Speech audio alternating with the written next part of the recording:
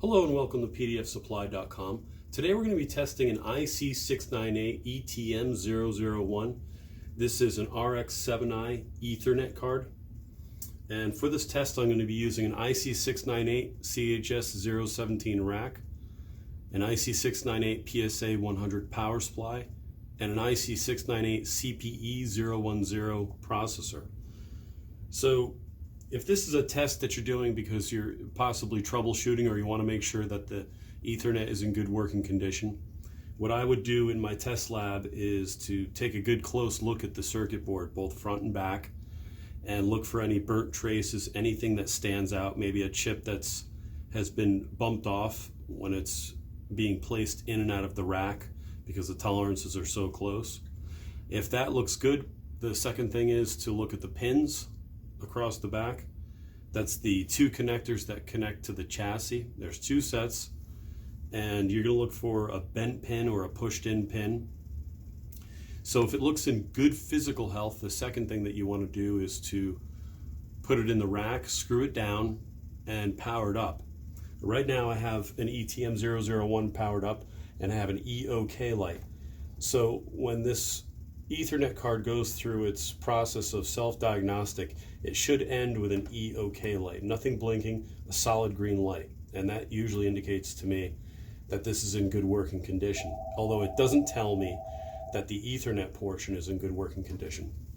So to do that, I'm going to use my Prophecy Machine Edition, go into my CPE010 file,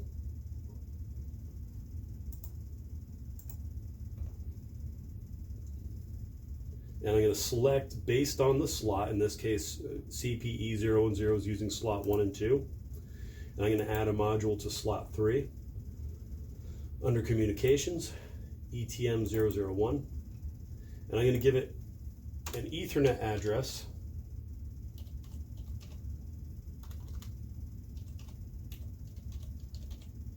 That doesn't conflict with any other devices that are configured in my office.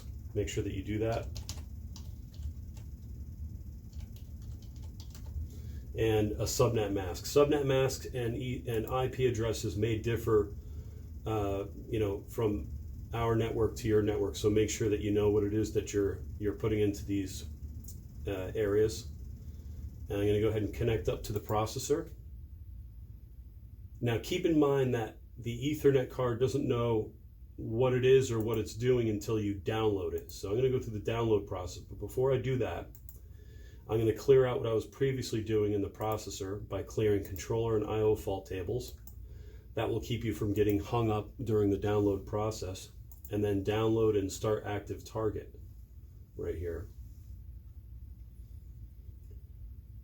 When the option comes up to ask me what it is exactly I want to download, I'm going to go with the top two selections, which is hardware, configuration, and logic.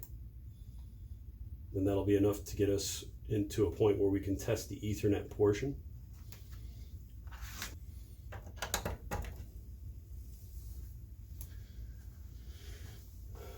When you plug in your Ethernet cable, you should have light activity right below each port.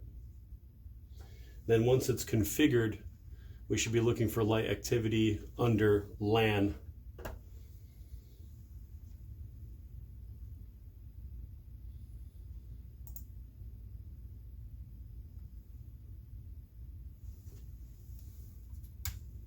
Okay.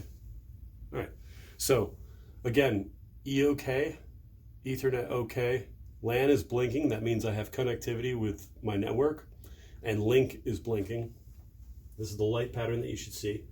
Now, in order to test it, I'm going to go to my command prompt in my computer, and I'm going to ping that address that I gave it. And I'm looking for a reply, an immediate reply. It's going to ping it 4 times and reply 4 times, and I got all 4.